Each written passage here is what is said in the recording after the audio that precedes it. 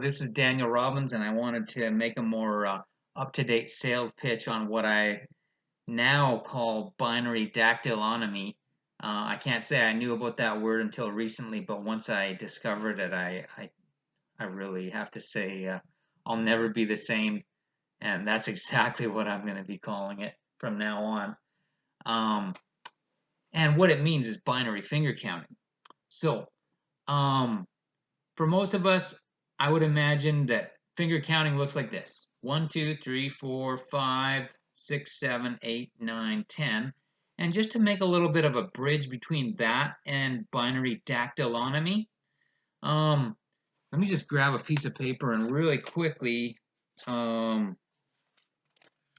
straight up, take us, if we're still in the habit of counting to 10 on two hands, that can easily be 99. So you know how there's a stroke notation system where you have one stroke signifies 1, like that, right? And in like manner, one finger signifies 1. And then if you add another stroke, then that's supposed to be 2, right? So just like 2 fingers signifies 2. And we keep on going. So if you add 2 more strokes, and also say, so you have 1, 2, and then 3 and 4 equals 4. Well, then we have a stroke notation system where if you put a line through like this, that would signify 5, right? And so that's where I'm going to say, instead of just giving the thumb a value of 1, give it a value of 5.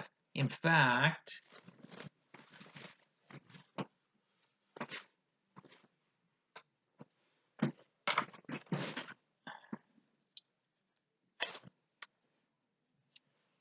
let me just quickly do this.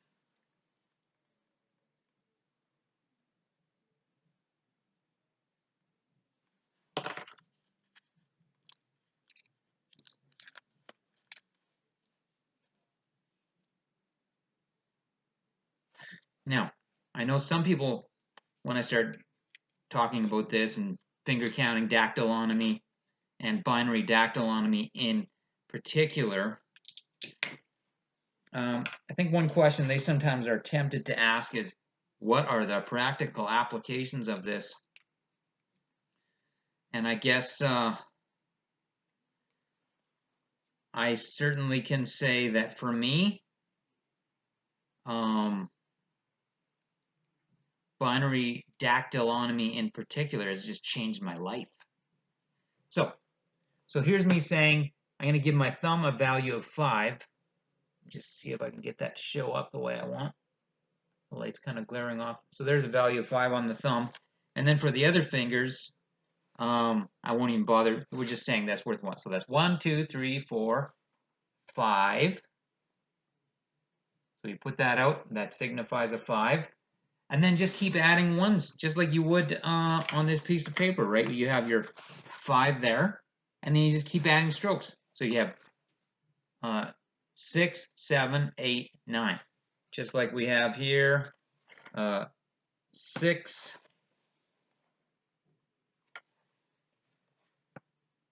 7, 8,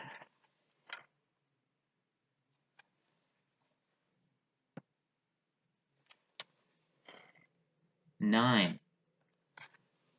So now that I can go 1, 2, 3, 4, 5, 6, 7, 8, 9, well, then I can roll over onto the other hand, just like you do when you're writing a number and you have the symbols 0 through 9, and then you have to go to a 1, 0. So this hand can be where the power of 10, so that's 10.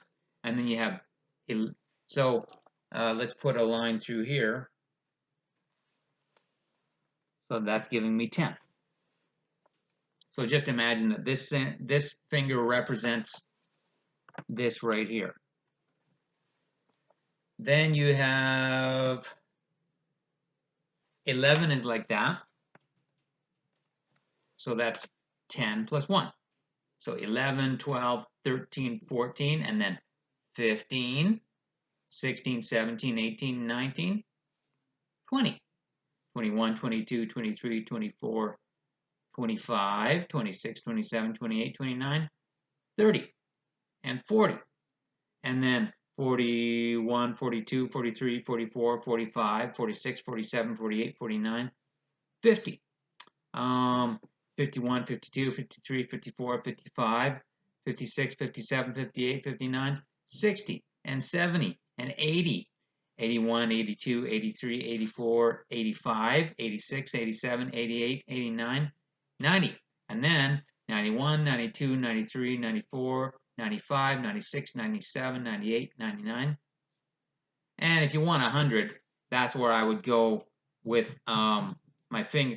Really, even on this finger, I can be saying 10, 20, 30, 40, 50, 60, 70, 80, 90, and then 100 here, and then 200, 300, 400, 500, 600, 700, 800, 900, 1,000, and even 10,000. You have enough fingers for it. So that's called Chizanbop, and it's a modification of Chizanbop, where again, instead of just giving the thumb a value of 1, you give it a value of 5. So I'm definitely happy to let people know they can do that, and I think that's a lot better than just going 1 through 10 on 2 hands. But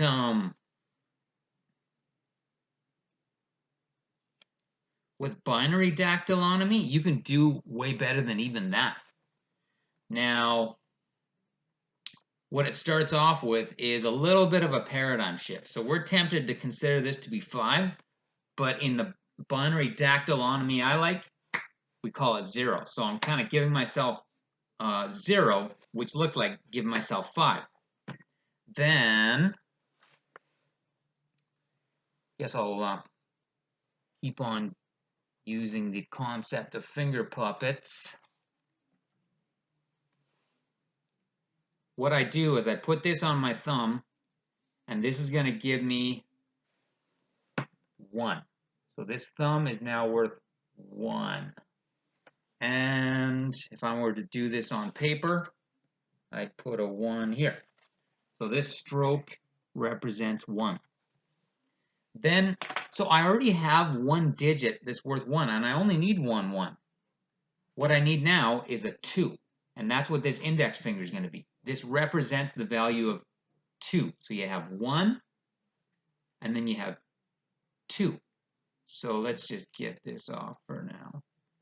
So there's 2, and I get that by adding a stroke here. That gives me 2. And let me just get some pictures out here, because they say a picture's worth 1,000 words. So when I pull in my thumb and say 1, think of that as an apple seed. And then when I'm pulling in my index finger like this, think of that as an apple with 2 seeds in it.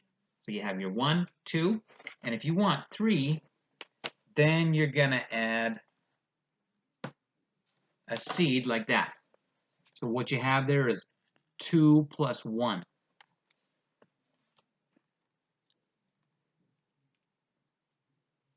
So you have 1, 2, 2 plus 1, 3. 1, 2, 3, and what comes after that? I'm going to take this stroke and fill in the blank, which gives me a group of 4. And that group of 4 is equivalent to an apple tree.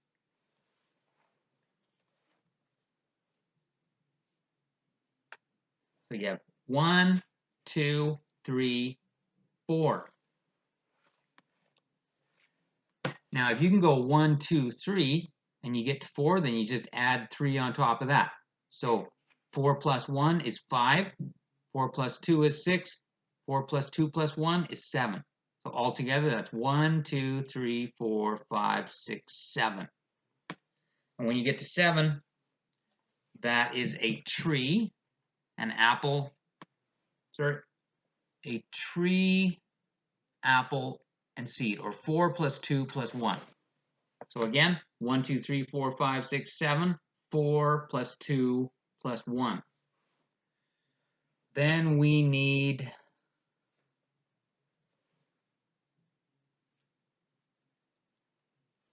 an 8-digit.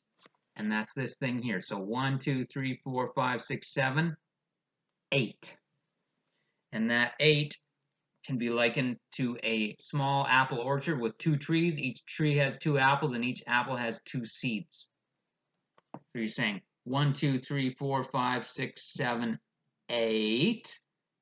And then let's take our 1, 2, 3, 4, 5, 6, 7 and add it to 8, which gives us 9, 10, 11, 12, 13, 14, 15. So at 15, what we have is an orchard, tree, apple, and seed. 8 plus 4 plus 2 plus 1. Again, 8 plus 4 plus 2 plus 1. So watch this. Let me do this by 5s. 1, 2, 3, 4, 5, 6, 7, 8, 9, 10, 11, 12, 13, 14, 15. So you've gotten to 15. Then what comes after 15 is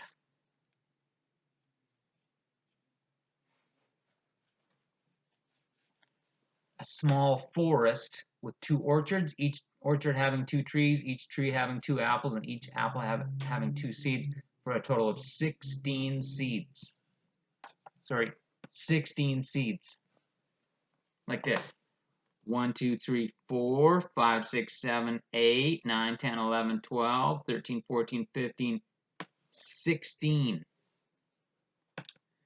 So let's go 1, 2, 3, 4, 5, 6, 7, 8, 9, 10, 11, 12, 13, 14, 15, and then 16, and then we'll count 1 to 15 on top of 16, which gives us 17, 18, 19, 20, 21, 22, 23, 24, 25, 26, 27, 28, 29, 30, 31.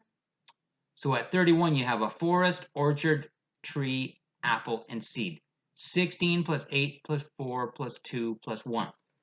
Again on here, 16 plus 8 plus 4 plus 2 plus 1. So what do you do after that? So let's count to 31 again. 1, 2, 3, 4, 5, 6, 7, 8, 9, 10, 11, 12, 13, 14, 15, 16, 17, 18, 19, 20, 21, 22, 23, 24, 25, 26, 27, 28, 29, 30, 31. So that's all I can do with my right hand if I'm using that binary system, but I have another hand. So after 31, we have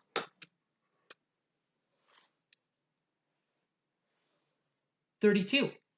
And we can keep counting. 33, 34, 35, 36, 37, 38, 39, 40, 41, 42, 43, 44, 45, 46, 47, 48, 49, 50, 51, 52, 53, 54, 55, 56, 57, 58, 59, 60, 61, 62, 63,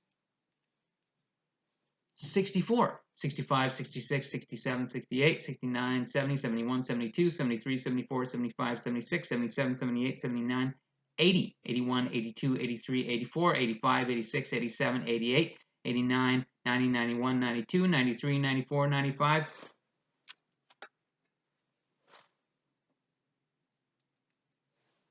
96. So again, watch this. 1, 2, 3 times 32 is 96.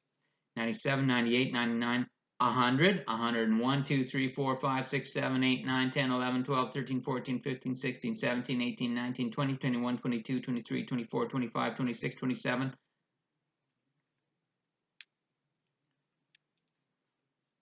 128, 129, 30, 31, 32, 33, 34, 35, 36, 37, 38, 39, 40, 41, 42, 43, 44, 45, 46, 47, 48, 49, 50, 51, 52, 53, 54, 55, 56, 57, 58, 59, 160. 160. So that's 1, 2, 3, 4, 5 times 32 is 160. 161, 62, 63, 64, 65, 66, 67, 68, 69, 70, 71, 72, 73, 74, 75, 76, 77, 78, 79, 80, 81, 82, 83, 84, 85, 86, 87, 88, 89, 90, 91, 192. 193, 94, 95, 96, 97, 98, 99, 200. So 192 plus 8 is 200. 201, 2, 3, 4, 5, 6, 7, 8, 9, 10, 11, 12, 13, 14, 15, 16, 17, 18, 19, 20, 21, 22, 23.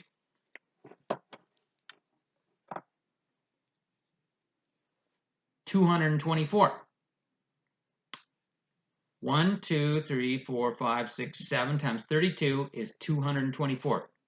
225, 26, 27, 28, 29, 30, 31, 32, 33, 34, 35, 36, 37, 38, 39, 40, 41, 42, 43, 44, 45, 46, 47, 48, 49, 50, 51, 52, 53, 54, 55.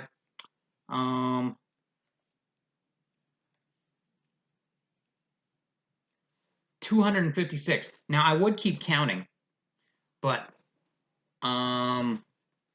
how do I know that's what you want? Which is a sobering question.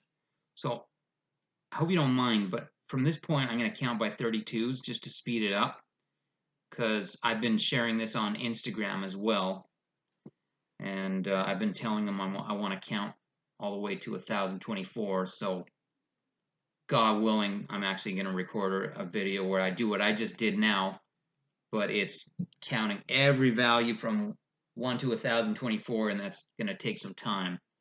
So just to speed this up a bit, I'm going to say here's 8 times 32 is 256. Then you have 288, 320, 352, 384, 416, 448, 480, 512, 544, 576, 608, 640, 672, 704, 736, 768, 800, 832, 864, 896, 928, 960, 992. So that's where you eventually wind up, where you have 992. Let me just grab a few elastic bands.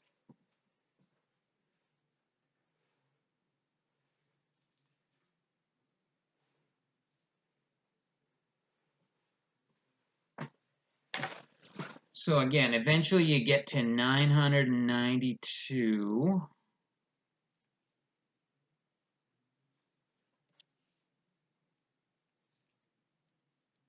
Got a twist tie here as well. So 992. Then you have 993, 94, 95, 96, 97, 98, 99, 1,000. 1,001, 2, 3, 4, 5, 6, 7, 8, 9, 10, 11, 12, 13, 14, 15, 16, 17, 18, 19, 20, 21, 22, 1,023 on two hands.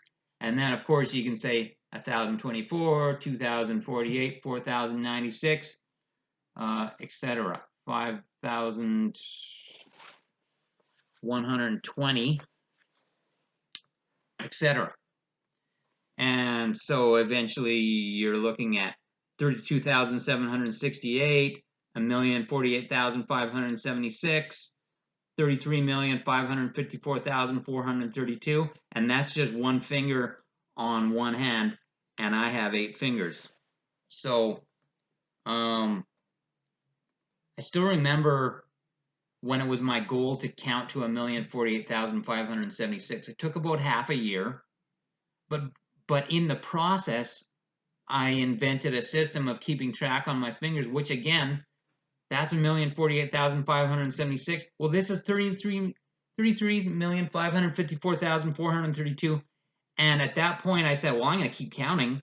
And, you know, the intermediate goal is about 2.10 million.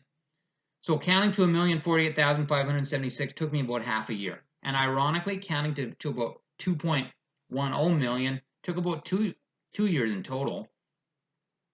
But I always knew I wanted to get to about 33.5 million. And I didn't know if I'd be doing it for the rest of my life. I wasn't going to, because I was eventually going to lift off, if that makes any sense. In other words, accelerate. And I wound up counting way beyond 33.5 million. In fact, beyond a billion and a trillion and a quadrillion, etc. I still remember counting to 78 sextillion. I prefer to, no, 78 duovintillion. And some people would say I didn't actually count to that number, but I know I did. Just like, you know, when an airplane's going down a runway, at first its wheels are on the ground, but eventually the wheels lift off, and that's the way it was with my counting. I just lifted off. But I still remember telling my nephew I hadn't counted past a Google, and I didn't think I ever would. I didn't see any reason to. I had never planned to count to 78 duo vintillion, which is, it's still way smaller than a Google. A Google is just a ridiculously high number. And I didn't know how I'd get there. I'd kind of max it out. But then my nephew asked me, have you counted to a Google? And I thought to myself, it would be cool to count past a Google, but how would I do that?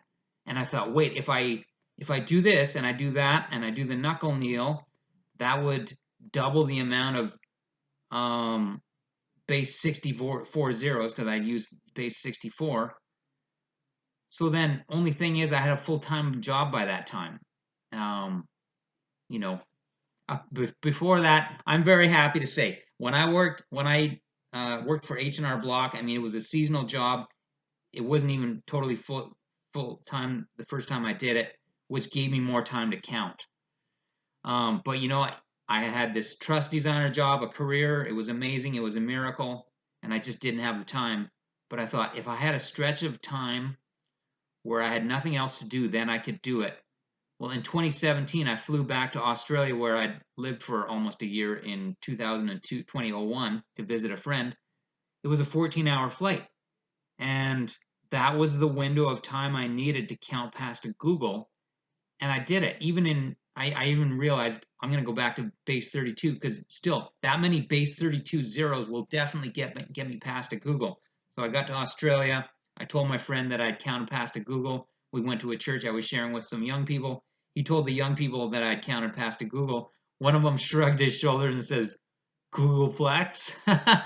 And when he said that, I thought, do you have any idea what it meant to me to get past a Google? And then somebody says a Googleplex. So, you may or may not know, a Google is a 1 followed by 100 zeros. A Googleplex is a 1 followed by a Google zeros. And it got me thinking, and I couldn't help but just think, well, it would be cool to do, but I know how much work it was to count to a Google.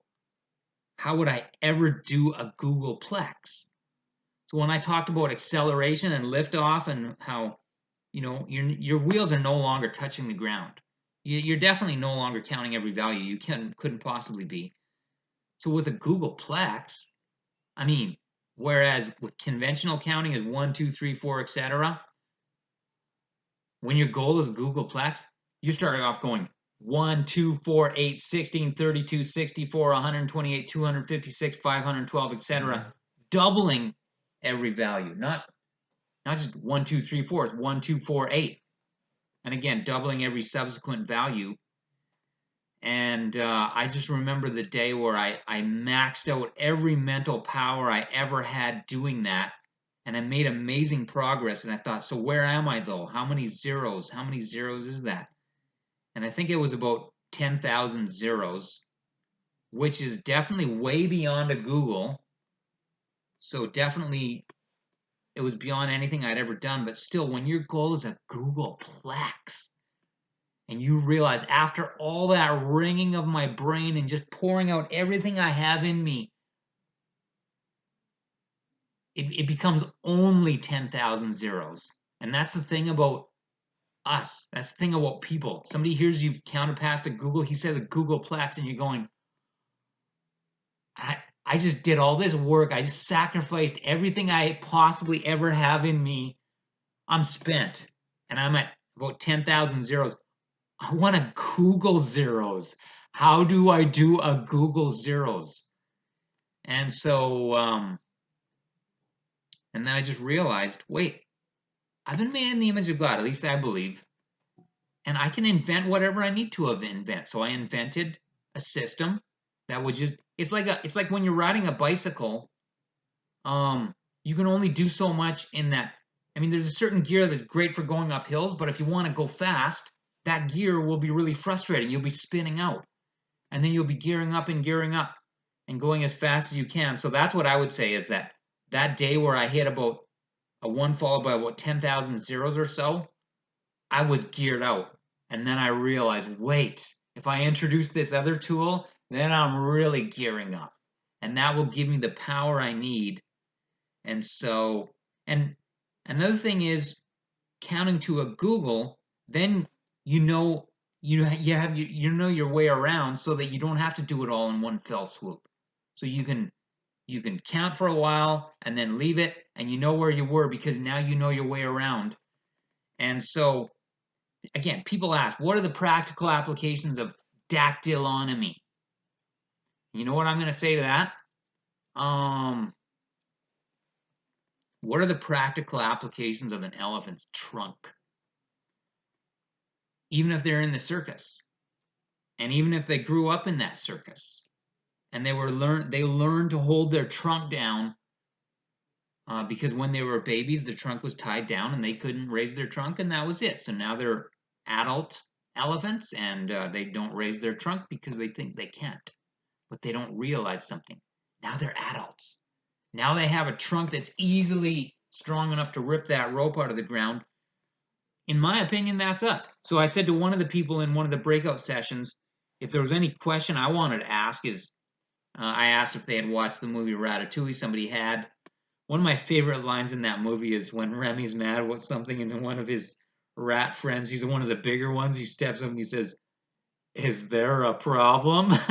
And it's a rhetorical question. And in my case, it's a rhetorical question, and I want the obvious answer to be yes, but I realize not everybody else is necessarily going to think that because they haven't done the counting that I've done.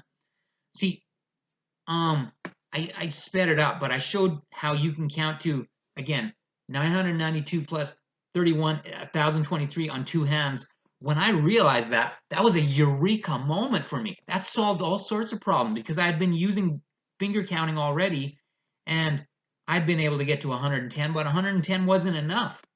In fact, I went from 110 not being enough.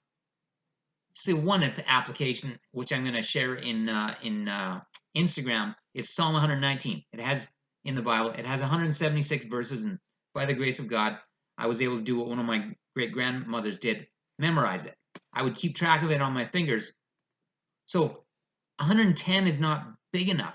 There are 176 verses, so it's kind of like you're bumping your head on the ceiling when you can count to 1023 on two hands, and all you needed was to get to 176. It's like bumping your head, and then you walk into this gymnasium where you can hear your own echo. Well, I did some research on and I found on Wikipedia somebody was saying binary finger counting, you can do it, and they even said with tertiary finger counting, you can actually get to definitely over 29,000. So I experimented with that, and I still remember wanting to count all the values all the way up to 29,000. And I was walking home and I was doing it. It was just that I hit a wall. I hit mental fatigue. In fact, it felt like it was driving me crazy counting to 29,000. And it took a lot of determination to keep going, but I don't like to quit. So I wasn't going to quit. And I was going to be stubborn and I was going to do it. But I will never be the same after that day. There was before and after that day. At the time I lived in Winnipeg, Manitoba, Canada, which has, I think it must have 700,000 people. Second largest city in Manitoba is Brandon, and that has maybe 29,000 people, something like 29,000 people. I used to think 29,000 was the population of a small city. Like that was not that big of a number. Then I went to count to it. Again, it almost drove me nuts. And one interesting little tidbit is 29,000 is the approximate height of Mount Everest in feet. Well, I know people who risk their lives climbing Mount Everest. That day, I was mentally climbing Mount Everest, and I was gaining a respect for the height of that mountain. And one of the reasons I'm so passionate about it is there was a guy named Don Richardson. He wrote a book called The Peace Child, but he said there was a certain tribe tribe they discovered where, I mean, we can count to 100, and then we start to say 101, 102, and in my opinion, you hit a bit of a drag, a bit of resistance. Well, these people, their counting vocabulary was 1, 2, and then many. Anything that was more than 2 was many. Well, they got taken advantage of when they traded with outsiders because they knew how to count past 2. In our case, we do know how to count past 2, but do we know how to count past 100? Seriously, how many of us have counted past 100? How many of us have counted to 1,000? Obviously, some people have. In fact, a lot of people have made videos of them counting to 1,000, and then somebody recorded himself counting to 10,000. Somebody else recorded himself counting to 100,000. I mean, the conventional way, though, I don't know how he did that. When I went to count to 29,000, and then see, once I counted to 29,000 and had my wake up call, that's where I said, well, I need to count to 1,048,576. I wasn't going to do it the way this guy said. There's no way I'm going to say those big, huge, long, cumbersome numbers. I need a more efficient way to do it. So, and by that time, I had discovered some people thought we should be using different counting bases like hexadecimal. Well, what I discovered is, so 1, 2, 3, 4, 5, 6, 7, 8, 9, 10, 11, 12, 13, 14, 15, 16 on one hand. I can go higher than that. 17, 18, 19, 20, 21, 22, 23, 24, 25, 26, 27, 28, 29, 30, 31. So I have room for not just 16 values, so with hexadecimal, it's 0 through F, and then a 1, 0 is 16. Well, I have room on my hand all the way up to 31, and I have more letters in the English alphabet. So that's where I invented my own version of duo trigesimal or binary finger counting. And that's what I used to count to 1,048,576. I don't know how I would have ever done it in decimal. And I think that's half the problem is decimal, again, it's like a bike that's good for going up hills, but when you want to gain speed, you run out. You pedal out and you're like, I need more power. So base 32, it definitely gave me the power to get to what I was showing you, 1,048,576. In base 32, that's a 1, 0, 0, 0, 0. So 1 followed by 4 zeros. In other words, 100, 100. Which is a lot easier than, see, here's what I've said. If you count to 100 10 times, that's 1,000. If you count to 100 times, that's 10,000. So what I love about base 32 is I'm not counting to 100 times. I'm counting to 100. Sounds like, wait a sec. I'm counting to 100. Sounds like 100, but it's a 100 in base 32. 100 times, which gives me 100. 100, which is a 1 followed by 4 zeros in base 32, which is 1,048,576. See, this is a little controversial to say, but I'm going to say it just because it's time for me to say it. I don't know if you noticed, but when I was in that 2 comma club, for my username, I said binary dactylonomy #Fepe. I'm a flat earther. And I'm not just a flat earther, I'm an adamant flat earther. So that's why I have this acronym TEIFAIM. The earth is flat and it matters. Now, only thing I'm going to say is I know that's controversial. I know it comes out of left field. I know a lot of people hit a wall when they hear that. And when I first heard about a flat earth society, I just thought, oh man, who would ever try getting away with believing that? I mean, we've circumnavigated the globe. We've proved it. What in the world would anyone think that for? And ironically, I still don't spend a lot of time at the Flat Earth Society. I appreciate some of their resources. I just, I'm one of those flat earthers that definitely knows that if the Flat Earth Society is the friend of Flat Earth, it does them some disservices by some of the things they claim are just, silly. Then again, though, they've been around for a long time. The modern day Flat Earth movement has pretty much Dave Murphy, a flat earther I love and recommend. Check him out if you want, the Late Night Dave Murphy Show. In that show, he says in 2015, that's when he got into flat earth, and there were a little bit of resources. Since then, it has exploded. So what does flat earth have to do with this?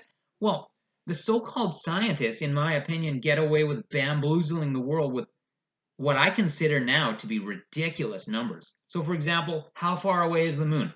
The so-called scientists will tell you that the moon is 238,000 miles away. That, in my opinion, right there is absolutely ridiculous. Knowing what I know now that I know how to count, now that I've counted past 238,000. Now, here's the only caveat. This time around, I started counting again. And I counted to 1,024, and then I wanted to count past 10,000, which was a lot of work. And I wanted to count past 29,000, climb Mount Everest again. That was a lot of work. Then I started counting in my latest favorite base, which is base 60. And right now, I believe I'm at something like 42,300. I don't know how to put into words how much work that is. That's 42,300. And I'll be really thrilled when I get to 216,000. And I'm pretty sure that in base 60, that would be right around there. That would be 216,000. I don't know how I'll ever get there. That's such an immense amount of work. That's still not 238,000. And that's miles. A mile is a long way. The Earth is supposed to be, they say the Earth is 8,000 miles in diameter. Well, I just think it's utterly ridiculous that they get away with telling people the moon is 238,000 miles away, especially in light of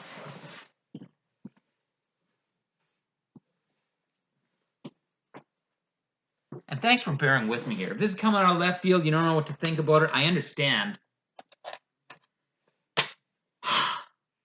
But I have got to get this out of my system. This is like fire in my bones. I don't know if you read the Bible. I do. But here's a caveat on that. I'm a born-again believer who's been born again and is being born again, and it never stops. So a lot of Christians would probably even question whether or not I am a Christian. I don't care. And if they couldn't get away with that, they'd probably say I'm not that great of a Christian. I don't care about that either. So, for example, I hate the doctrine of eternal conscious torment, also known as hell. Now, if you're a Christian, you might say, "Hey, wait, I don't like that." I understand. It's just, but I would challenge anyone who's thinking that to think about it. Even my dad, he's a believer, also known as Christian, a devout one. He didn't like the fact that I had deviated from that doctrine, but he did admit nobody likes hell. If they do, there's something wrong with them. So, the inverse square law of light states that as you move away from a light source, it gets dark fast. It's not a linear relationship. It's an inverse square relationship. So, there's the light out the window. How would I describe it? I'm going to just turn this laptop here to the right and just give you a quick little demonstration of what I'm talking about. And again, I appreciate you bearing with me, but man, oh man, I gotta let it rip like it is, the way I see it, and not worry about what people think. And I'm not gonna do it. So, here I am next to the lamp. So you can see the light on my face. So that's me being really close to the lamp, okay? So watch me move away from the lamp. So let's say I go one step back, okay? So I'm right up to the light. You see it on my face. Take one step back. There's a certain amount of light. So one step back compared to two steps back, though. The difference between two steps back and one step back, you're not losing half the light. You're losing 75% of the light. Because 1 divided by 1 squared is 1. But 1 divided by 2 squared is 25%. So let's go another step away. All right. So now I'm 3 steps away. And 1 divided by 9 is about 11%. So you just lost 89% of your light by being 3 steps away rather than 1 step away. That's the inverse square law of light. And if there's any way to sum up the inverse square law of light, really in a nutshell, in fact, I'm going to write it down just for some emphasis.